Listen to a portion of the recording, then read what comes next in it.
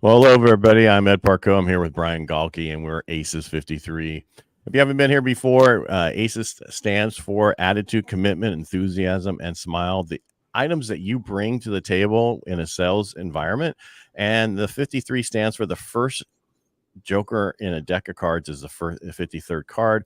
And the Joker is that unique ability you bring to the table. It was something I learned in college and I used it for a long period of time. I had it in my little cabinet. It fell out at me last December, and we decided to start this podcast, and we really appreciate it at you being here. It's alive on Tuesdays and Thursdays at, 10 o'clock? 10 o'clock for you, noon for Central. That's right. And then we upload it to a podcast. We kind of got behind, and now we're getting current. So everything's going to be up there. So again, thank you for being here. We really appreciate you spending the time with us. And today we're going to be talking about, what are we talking about, Brian? Value, and basically value over pricing. So we talked last week was about too many people start undercutting and creating discounts. And what do? Is it's a race to the bottom, especially if you do a service or if you have a product where there's a large competitive environment. So it could be anything from roofing to services for real estate, you name it. It's just, how do you build value?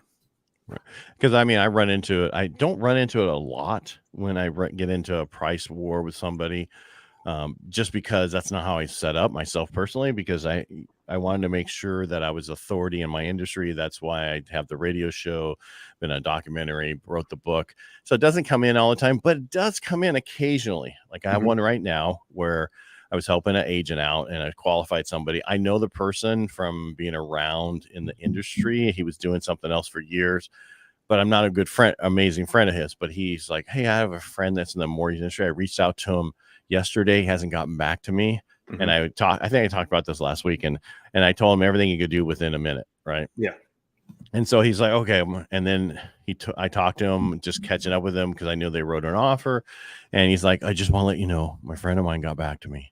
And he's saying, well, I can do this. What can he do? And is there cost? And I'm like, well, we can't do anything until you get into contract. So we'll just look at that time.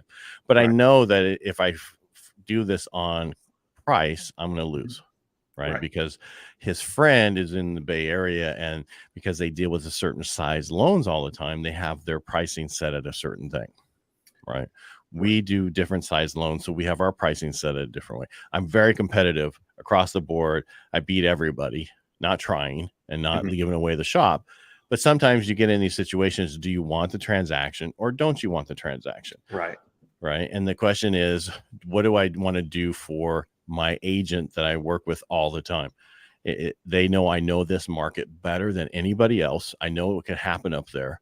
But if this guy gets focused on price only, there could be a major problem. Right. Well, so I don't know how do I get that guy off? Not me as a client, as the mortgage person, but the client off price. Right. How do you fix that? That is a good question. It is. Well, give me an answer, Brian. How do I fix that? You just tell them to use you. That's it. Well, my real estate agent is like, you got to use Ed. He knows that market. He knows issues that could come up where that other person doesn't. And he's more local. That would be somebody local in the market. But he's going to say it's all about rate, this and that. Well, yes, to a certain point, but I'm not going to be the lowest game in town. It's just not going to happen. You can't have those three things, right? Whatever it is. Fast, cheap, and easy. I always get these confused. Well, I don't. Quality. Here's the thing: is you can't have quality, fast, and cheap. I'm going to just tell you that right there. I think those are the three. I always get them confused. It's like that and the unconscious, competence. All those, I always end up overthinking it when it comes time to it. But the other thing you'd mentioned that you wanted to talk about today is also, how does time play a factor in all this? Sometimes it's worth it to pay it to have something else done faster for you. So, a very simple example is, do you want to mow your yard, or do you want to pay somebody else to mow your yard for you so you can put your time into other resources? And so that's the other thing that we were going to talk about today is, what is the importance of not just, value over price, but what is the value of your time or your customer's time? And that makes a huge difference. There's three types of products or services out there. There's done for you. You pay someone else to do it, right? Or so you do it for someone else.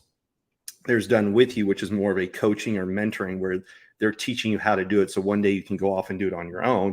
or you buy a product, you study it, and you do everything on your own. So there's just a knowledge share, a done with you, and a done for you. And those come with different prices. So when you go and if you want to hire anybody, you can pick up Tim Grover's book, right? Relentless, and read it. That's a experience or exposure. Now, if you want to work with him, you'd have to join a mastermind. So that's the done with you. And then if you want to hire him to be your one-on-one coach or to come in and speak to, let's say, your customers, then it's a done for you, right? So those are the main types of things. And people pay more to have things done faster, right? Mm-hmm. So like we talked about before, it's if using Uber is a simple example, because I use Uber most weekends, and that's just so you don't get DUI. We all know that. Well, that by the time you pay to park somewhere, it's the same price as taking Uber. So why not Uber? And then you don't have to deal with it. Well, not all of us take those extra large just with one of us so we can sit in the back and seem like somebody. Well, that's funny enough. That's what you were, what direction I was going is Uber X is cheaper, but it's a smaller car or it takes longer sometimes. Now I'll just take the gamble on it. But then you always know, like, for some reason, it's always like 8 minutes away for a regular Uber. But guess what? An Uber Black is available in 2 minutes. So not everybody's using it. In a hurry, right? Then you're willing to pay more than, and even though that's a 6-minute difference, if you're in a rush, that 6 minutes may be important. So if you're going to a meeting, a wedding, something where you have to be on time, then that time difference is worth paying the extra money for. And it's something that's so insignificant, $5, but it adds up over time. I just think it depends on how much you value your time, period, in general. Because I'll take a Black, just, a bigger one first. I'm fat and I need to fit in one. And those little ones just don't work for me. I don't like to squeeze in there, give me give me a shoehorn to get in there. But the issue really is time's really important because we only have so much time. It's the one thing we can't make more of. Right. Well, we can make more money. We can make more kids. We can make more other things, but we can't make more time. Well, since we're talking about Uber, transportation in general, you can get a cheaper flight if you're willing to take 4 layovers and, ridiculous connections. Or do you pay more, not just to get there sooner, but do you pay more to sit up in first class so you can get off the plane quicker? Or I see a ton of people that we know are using JSX now. Why? Because it's nicer. So I haven't been on there yet, but it's nicer, and you don't have to get there an hour and a half or 2 hours early. You literally pull up, you get on the plane 15 minutes later. No. Okay. It's at least a half hour before it's supposed to. Right. You got to be there by the half hour before. Right. But what I mean is you're on the plane very quick versus, you get to the gate, you don't know when is it really going to take off. It just seems to be a smoother process. So everybody that we know that travels quite a bit, if there's a flight to JSX there, that's what they're taking over going to the traditional airport. Well, I spurred from the pandemic and being able to have control of your time and go things. And I think that's still to this day, you need to really figure out, we talked about this a couple episodes ago about, you need to find out what you are worth.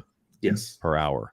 Right. And because that's how only things you should do is what you're worth that an hour. Everything else that's below that gets somebody else to do.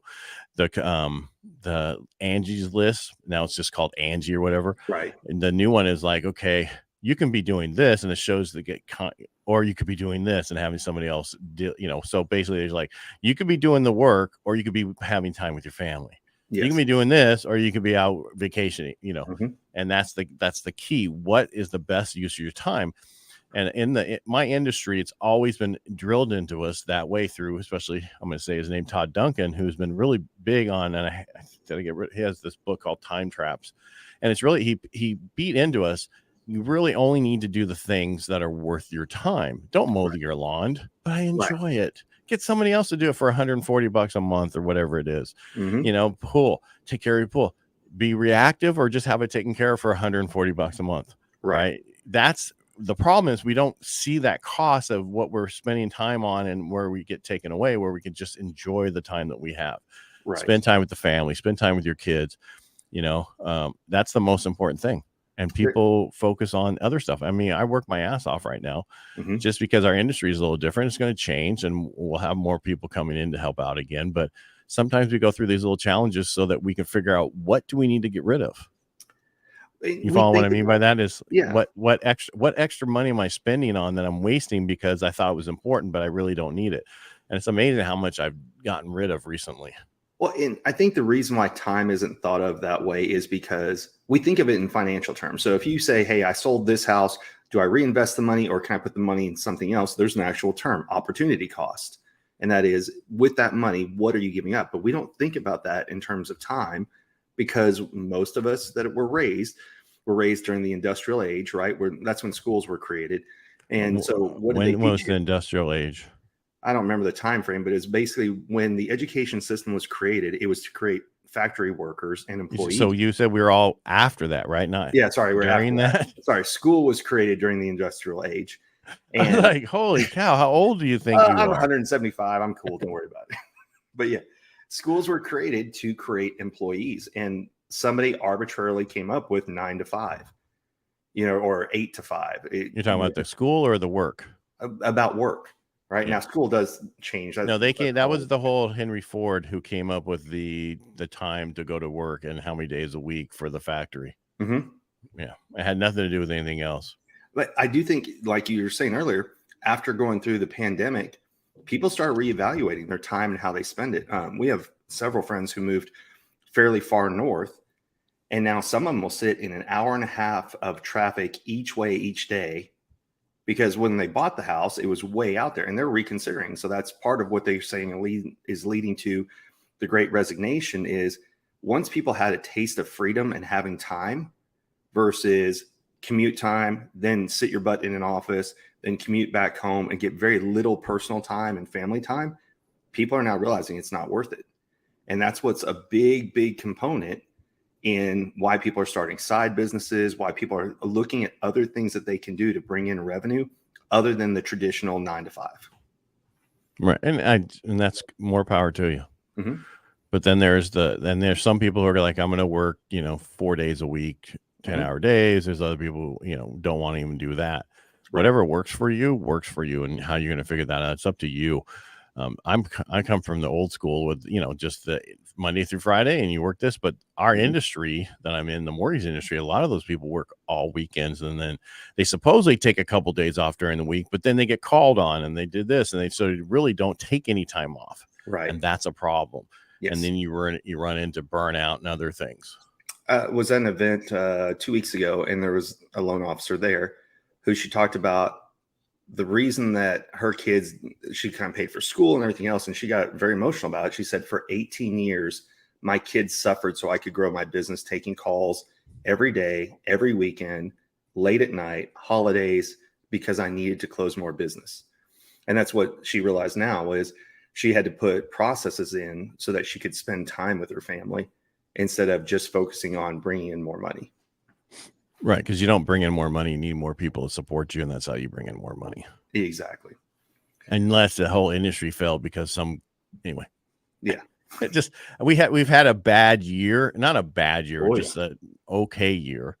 But the issue was we've never seen interest rates go this high in this period of time. Mm-hmm. And it's funny, there's always these new firsts in the mortgage industry, in the real estate industry, and we've been seeing them a lot more firsts in the last few years. Yes. But again, it has to do with time. And the other thing is, we know some other people who do affiliate marketing. They don't even have a real 9 to 5 job. They have their own job, and they've been doing really well in that industry. And the question is, if everybody keeps getting into it, will it continue to do that well? I was on a podcast last week for my book, and he was talking about, he created an AI for doing, it's like a chat GPT, but it's it uses the same AI that OpenAI uses. OpenAI, not the chat part of it. And it's actually, you put in information in there and it does all the stuff for you. Just fill in the blanks, what you want, and it does everything for you. And he sent it to me to play with. Oh, I put it on the snooze on it. It apparently didn't go to my phone. Anyway, so there's just so much AI stuff coming. And again, that's about getting time back and being able to do things so much faster.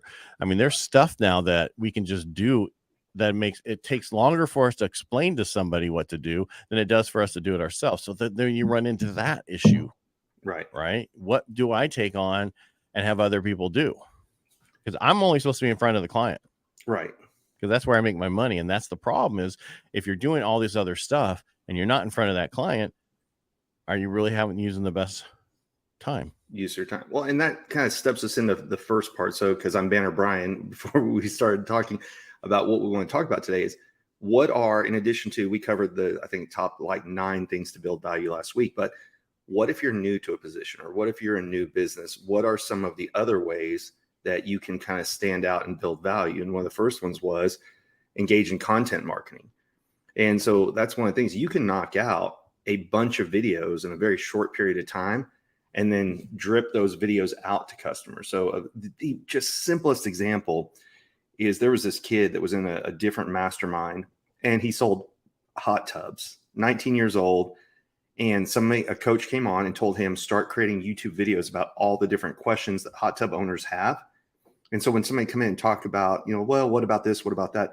He'd say, oh, I have this whole YouTube channel. And he would actually get people to come back in and buy from him because he was providing free content. They had to record one time, but it lives on forever. So, you and I use TikTok, Instagram, YouTube is the big one. So when you're using Instagram or TikTok, you're competing against the scroll, right? What's the next video? Who's the next person?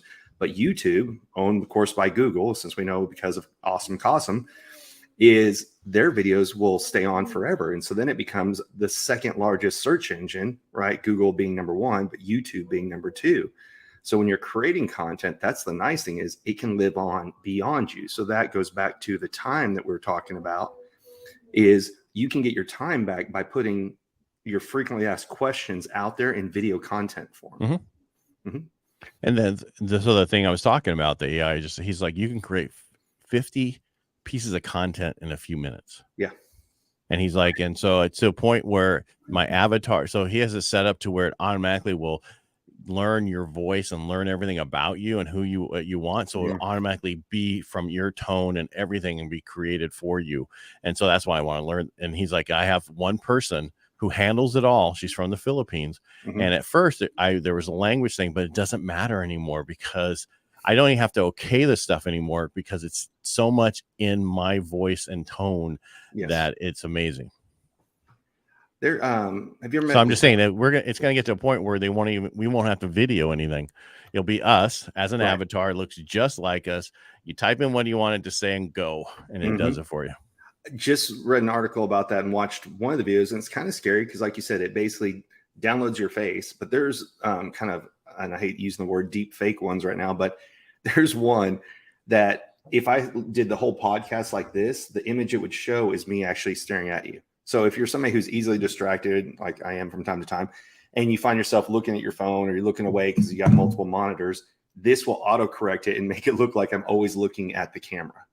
It's crazy, the technology that's out there. That's what I'm saying. It's going to be totally, but the next question will be is, I only want to listen to real ones. Yes. Right. And that's going to, how do you figure that out? Right. People are going to go, there's just so much content and so much, because I mean, I could, I want to put my book to a course. Right. I could actually now just download the PDF and have it read and it would be in my voice and have it recorded that way. Yeah. Right. I mean, I don't even have to spend the time and have the perfect studio like I do now and the different things and be able to do the whole Audible in a short period of time. And I don't have to worry about them saying that wasn't recorded in the right tone or right this. It's like, learn to smile when you're talking because people can tell the difference when you're smiling. Right. Yeah. Because I was recording a ton of stuff this last weekend for the podcast, and my opener for Helping the Brave, and it doesn't have sound on it. It has music and what we use online. I'm like, I need the voice in there saying, Helping the Brave, a podcast for veterans, helping veterans succeed in life after the uniform comes off, all in 30 minutes. Right. I needed that to a certain point.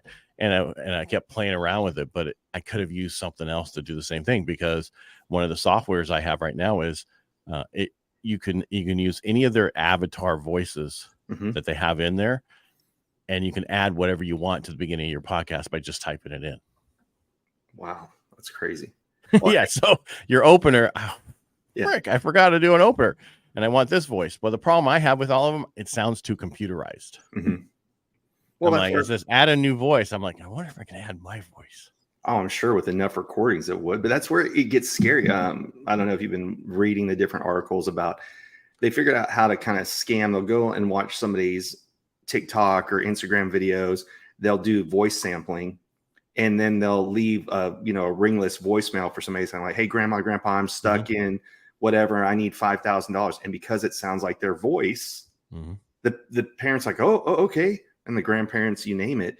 That's what gets scary about it all. And it's happened already. Yes, Yeah, it's and already there was happened. another one too. That's something else. Same thing. So yeah. Well, if you've ever, I think the first ones I really saw were, I think we talked about this last week, didn't we? We say come up with passwords. It's come up with certain. So this came up on another podcast, and I said, well, what you need to do is have certain phrases that your family will know to tell if it's real, that you put in somehow. What's the passcode? Oh, hey, I'm trying to log in your account. What's the password? Right. And that they, whatever they say, and they know that, oh, this is not true. You know what I mean? If they don't know it, they know it's a fake. It seemed like about a month or two, I was getting a ton of those of Facebook, so you get somebody, hey, can you do me a favor? Yeah. What is it? Oh, I'm going to send you a link. Just click on it because it says that it will let my close friends help me reset my password. I'm like, yeah, okay. Yeah, whatever. And I'm like, well, if we're close friends, why do you need my phone number? Wouldn't you already have it? Or I'll say, hey, and they're like, oh, and then they try and, reverse fish you and be like, oh, so what? You don't trust me? I thought we were friends. I'm like, no, I absolutely trust you. That's why just tell me where we met the first time. And then they tend to go away. But we had a friend who lives here in Dallas. Her account was hacked, and all they posted was Bitcoin stuff. Oh, I bought this with my Bitcoin. I bought that. And what happens is the phishing works. People aren't smart enough to know that's not the person who owns the account. It's somebody else. And so then they click on the link for, buying Bitcoin, and they're congratulating her on her new car and all this kind of stuff. It's like, not her. But yeah, I mean, and I hate when people leave a review, but it's not a review of you, right? It's their so-and-so sold Bitcoin and blah, blah, blah, and you can't get rid of it. I know.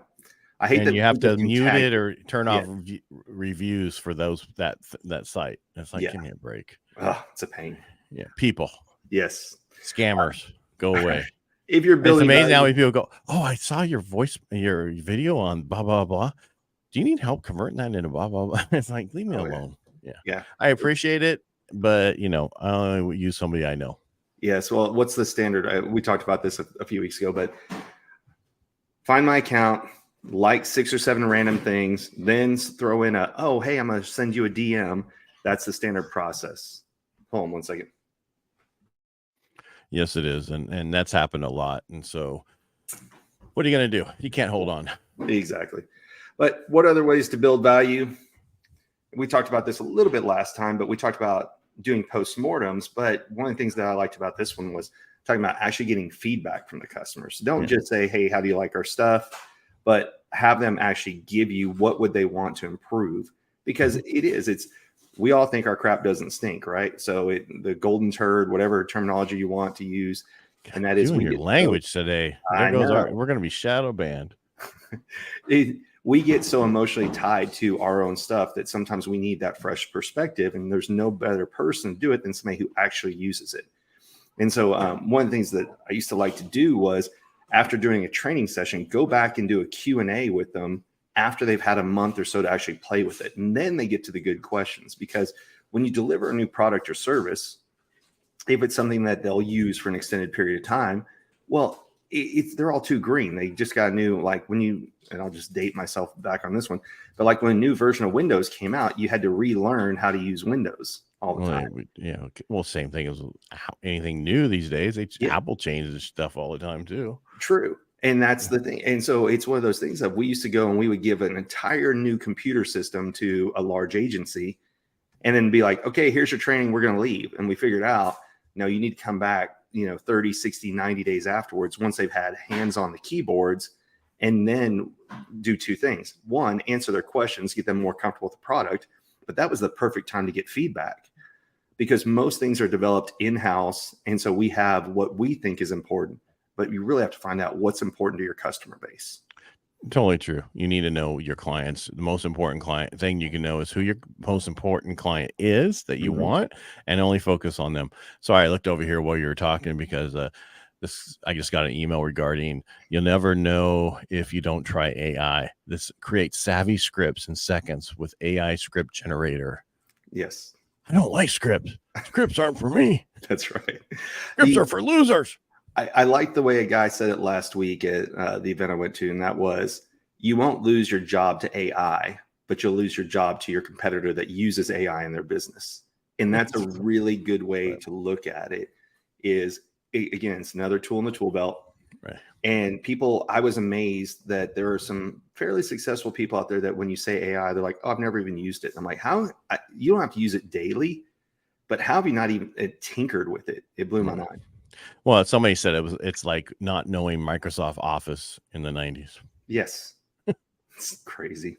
If you don't, because like I said, I was on that podcast last week, and the guy was talking to me about the AI he created, where he bought the company, and now he's been spending a lot of money to get it created the way he wanted. And he was saying, I use it all the time, and I use it this way, not way other people do it, but this is what I use it for. And blah, blah. He goes, well, you're unique the way you're using it and what you're talking about. And because I learned a long time ago, you're limited by what you ask it and how you ask it. So you really need to know these certain prompts and all these other things that get it to do what you want it to do. And he was talking about, like, his wife is 48 and she didn't want anything to do with it. She was an attorney. And so he built the stuff for her, and now she uses it all the time. And it's important to use it a certain way, but don't write certain things with it, because it's going to grab all the stuff that's out there. Right. One of the things I was doing for I'm the president of Rotary this year, and we were having a panel, and we needed their bios, and we're like, we need your bios. And so I just chat GPT'd them all and sent them to them. And there was 2 that needed a sentence taken out of each one. That was out of 4. It took me less than 5 minutes to get Chat GPT to create their bios. And then I took out a couple paragraphs of each one and then sent it to them. Paragraphs are small paragraphs. And to be off by 2 sentences, that's pretty scary. One guy's like, my dates are wrong on this. I go, you might want to go out there and fix that. Right? Like he's only been in the business 11 when truly he's been in 21 years. Well, you might want to go to that site that you have that you've been in the business 11 years. There was a presentation. I'm just looking at, want to misspell her last name. Okay, I just want to make sure it was right. I'm gonna pop her up here in a second. All right. So she was speaking at a different conference I went to 2 months ago, and she knows Steve and a lot of the group that's in there, and it's amazing. They're using AI in so much of what they're teaching people. So they're a company. What do? They help people not listening on here, but on the podcast. What was on the screen? Sorry, it's welaunch.design. And that's her website, but it's a branding company. So they help you come in, figure out what is your brand, your colors, your logo, all that kind of stuff. But she did an entire breakdown in an hour of AI and how they go and they train the AI for their individual clients. So then the client can start creating their own social media posts, but only after AI knows your brand, your tone of voice, how you present things to the business. And then, once you use it to create like your standard operating procedures and things like that, then you can take that knowledge that it's built, that's really learning about you, and then say, now help me create these social media posts. And her name is Bijal, Bijal, and then Patel, Patel. But her website is welaunch.design. And it was the 1 hour I was blown away, because you and I have been playing with Chat GPT for a while. We tried playing with Bard, not so much fun, but just didn't even realize how much deeper you can go. We knew the smarter the question, the better the answer. But as far as it learning your personality and your style, I was unaware of that until that conference. Crazy. Well, because you can have different tones and different ways. Because the problem is sometimes I have different tones and different things for different podcasts I do, right? And radio show and how it comes across. And even for my weekly president email that I send out to my Rotary, it has different in every one of those things. And you have to start over, because if you stay in the same place, it's just going to mess it up. You follow me? So sometimes I have to. And the one thing you got to be careful with is there's a standard thing it does across all channels and one of the things is drum roll, please. So if you have anything you've created and that word drum roll, please is in there, take it out. Interesting. There's a lot of people, because when I was creating one of my first emails, it says, about my opening, and drum roll, please, blah, blah. I'm like, that's just too nuts. And then one of my other past presidents was doing a kick out thing, and it says drum roll, please. I said, you just chat GPT that, didn't you? She goes, yeah. I go, I knew it because that phrase right there. I don't think I've ever seen it, but hey. Just be careful when you're writing a full email or something that you are trying to do certain things. It's going to be standard across. It's going to use certain words, certain phrases when it tries to be so, huge about things. And just be careful, is all I'm saying, is you need to understand this kind of stuff. And especially, you bring up a fantastic point. Nobody ever knows what the algorithm is for all the different platforms, social media, you name it. But because it's Microsoft that owns ChatGPT, and Google's the one who's going to be looking at, Instagram, all those other ones, right? So they're basically going to say, if I recognize that was created by ChatGPT, then I'm going to downplay it to putting it out to so many people. So it's good for content creation, but then you have to personalize it yourself. So if it gives you way to spark ideas, but at the end of the day, you still need to personalize it, or else it'll get lost in the shuffle. But there is a couple other softwares that you can drop it into that'll take that AI thing out to a certain point, and you can do that. Or I've tone it down, take the fluff out. Right. I'm like, exactly. Take the fluff out, and it takes it out and makes it totally better. Because the thing is, it's trying to be like gung ho, and that's not me. And one of my guys like, you shouldn't change who you are with Rotary. You should be who I go.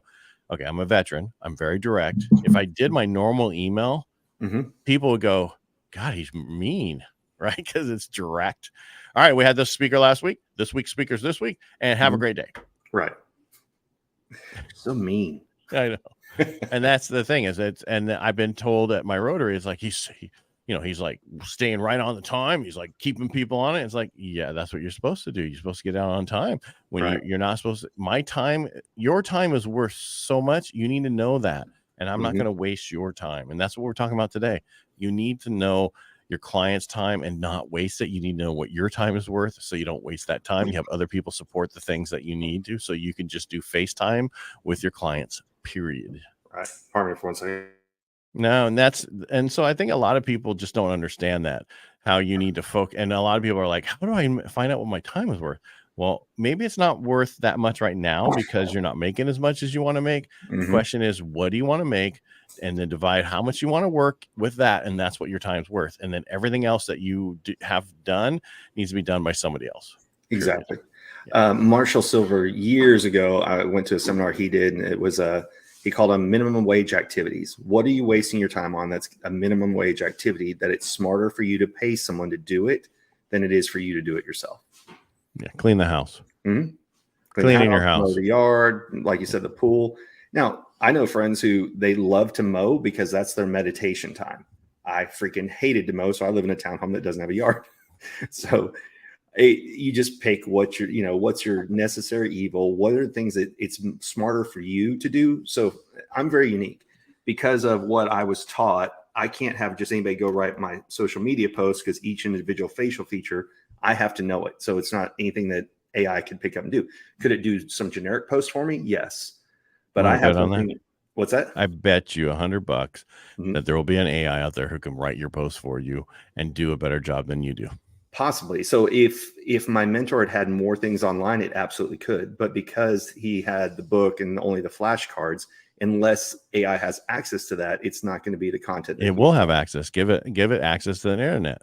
Right. But he doesn't have it on the internet. That's what I'm saying, is it's a book, right? Now, if he had been doing it the last 5 to 10 years and was doing like YouTube videos, then it could. So yes, now that for the last 6 months, I've been doing YouTube videos and putting more content out there, it will be able to. It's just not available to yet.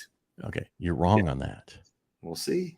I can tell you exactly how you could do that. So you take the contents of the book, right? You break down the certain things, and you tell your AI that you're working on, say, here, learn the following. Right. Now write me some posts from this. It'll create the post. You might have to go record them, but it will create the post. Right. I don't know if there's a social one that does social media yet with your avatar yet, but it will create the post. Then you can go to your other one that has the avatar and say, okay, here's the script, create the thing. I'll be go getting a coffee with my kid. I'll be back in 10 minutes. Right? Yes. So if we did that with the book and or the flashcards, yes. But since it's not on the internet now, that's what The would make book's it. not anywhere sold on Amazon or anywhere else. Oh, it is, but not in PDF form. Only physical print. No, but that's okay because it can. I'm telling you, there's some information out there on it somewhere. Oh, there is. Well, that'll be a fun exercise before we get back together next week. I'm just because when I was playing around writing different books through Chat GPT, playing around, I did on sales and facial features and all that, and it did a pretty good chapter on you on your book. Yeah. Yeah, it even said Brian Galke, blah blah blah. So because what I did is I told it to go, your website.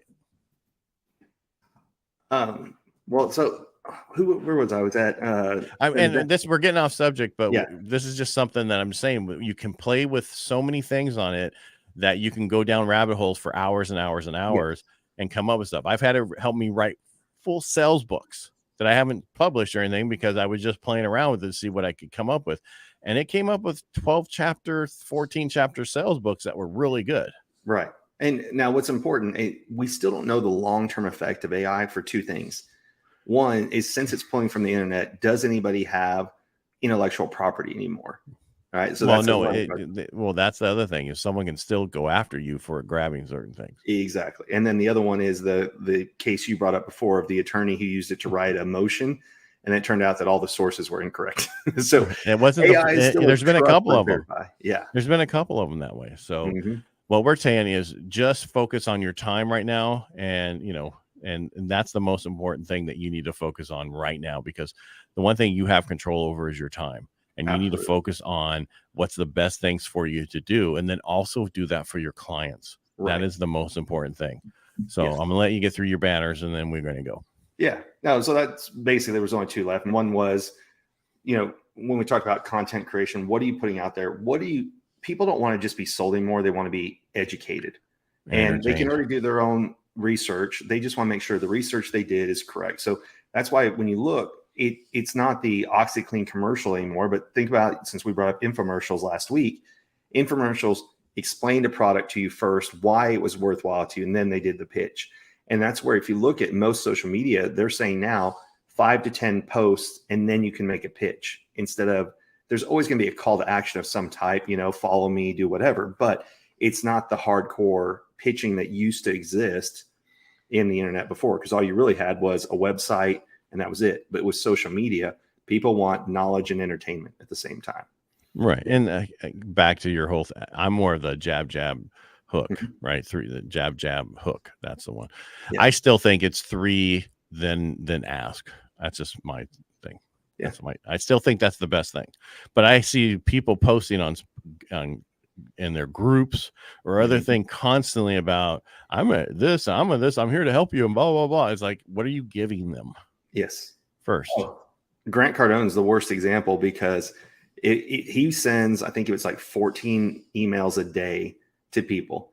But you know what? It has to work. He may get some unsubscribes, but he gets people that buys his stuff. And like the joke is, if you buy something from him, then you're going to get 28 emails instead of 14.